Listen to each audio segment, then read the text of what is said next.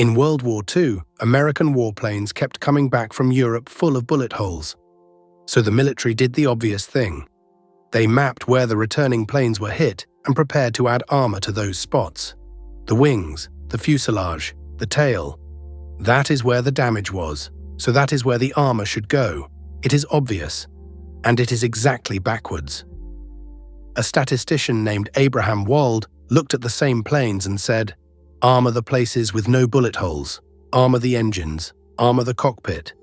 Everyone else was studying the planes that came back. Wald was thinking about the ones that didn't. The planes that got hit in the engine were not in the data because they never made it home. The damage on the survivors showed you where a plane could be hit and still fly. The clean spots were the kill zones. That gap between the winners you can see and the losers you can't is survivorship bias. And by the end of this video, you will also learn something uncomfortable. The famous version of this very story is itself half made up. So what is survivorship bias exactly? It is a trap that springs whenever your data has already been filtered by survival, by making it to the point where you can observe it. You study the winners, the things that lasted, the people who made it, because they are the only ones in front of you. And the failures did not just lose, they vanished from the sample entirely. The key move is remembering the missing denominator. You see the survivors, the numerator. You almost never see the full population they were drawn from.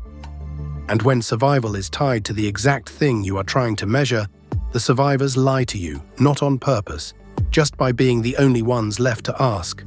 The bombers that came back could not tell you about engine hits, because a hit engine meant you did not come back. Let us get the real Wald right, because it is better than the legend. Abraham Wald was a Hungarian mathematician who fled the Nazis in 1938. Most of his family was later killed at Auschwitz. In America, he joined the Statistical Research Group at Columbia, a secret team of the country's best statisticians solving war problems. In 1943, he wrote a series of memoranda with a heavy title, A Method of Estimating Plane Vulnerability, based on damage of survivors. The only data he had were the returning planes and where they were hit. From that alone, he built equations to reconstruct the damage the missing planes must have taken. He did not throw the survivors out. He reasoned from them while correcting for the filter that produced them. That is the whole skill, not refusing to look at winners, but modeling what made them winners. Now the honest part, the part that makes this episode different. Almost everything dramatic you have heard about this story is a reconstruction. Wald wrote about a plane, generically. The heroic B-17 bomber framing came later. Wald never wrote armor the engines. That clean line is a distillation by modern authors, not a quote. The famous scene, Wald standing up to stubborn generals who wanted to armor the bullet holes, is undocumented. The one first-hand memoir of the group barely mentions the plane work and does not even name him. And that iconic diagram, the plane covered in red dots that you have seen 100 times. A designer named Cameron Moll made it around 2005, his own red dots on a random aircraft outline. Wald almost certainly never drew any such picture. The logic is real and brilliant.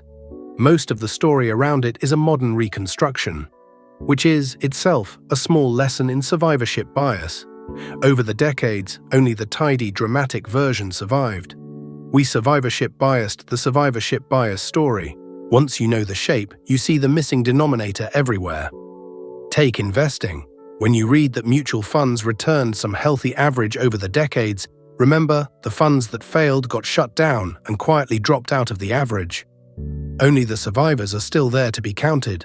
Correct for the dead funds, and the real number falls, in some long-run estimates from around 9% a year, down closer to 7%. The gap is pure survivorship. Take advice. This billionaire dropped out of college, so maybe you should too. You are looking at Gates, Jobs, Zuckerberg, the handful who dropped out and won. You are not looking at the enormous invisible crowd who dropped out and did not. The winners are loud. The losers left no memoir. Take the old line, they just don't build things like they used to. We look at the centuries-old cathedral, the antique table that is still solid, and conclude the past built better. But the flimsy buildings and cheap furniture of the past already rotted and collapsed and disappeared. We are comparing today's average to history's survivors. Of course, the survivors look tough, so why is your brain so easily fooled by this? Because it is running on what is right in front of it.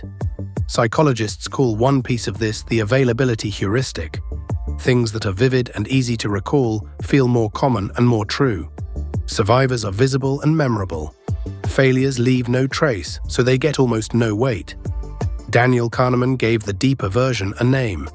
What you see is all there is.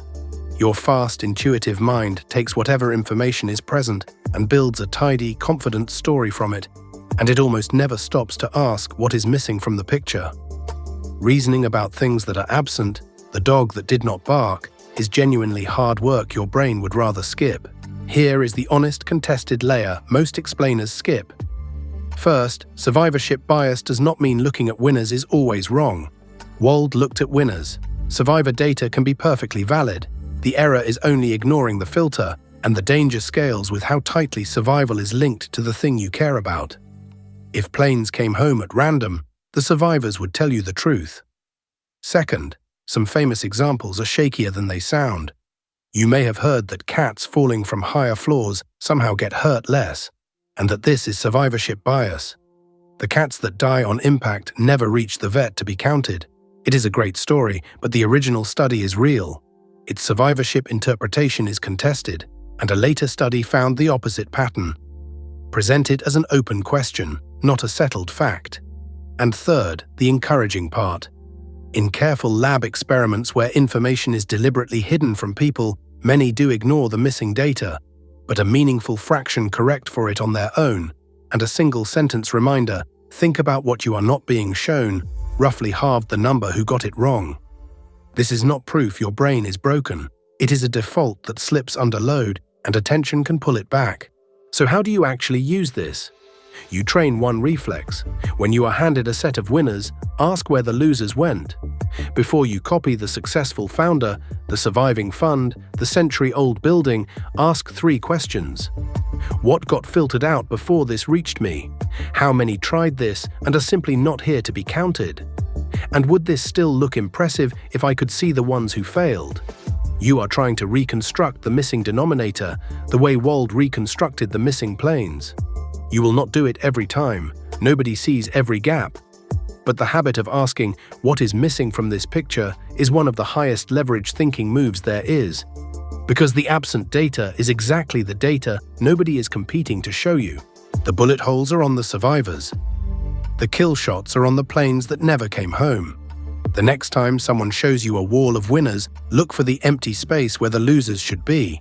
And remember that the most important part of the picture is often the part that is missing.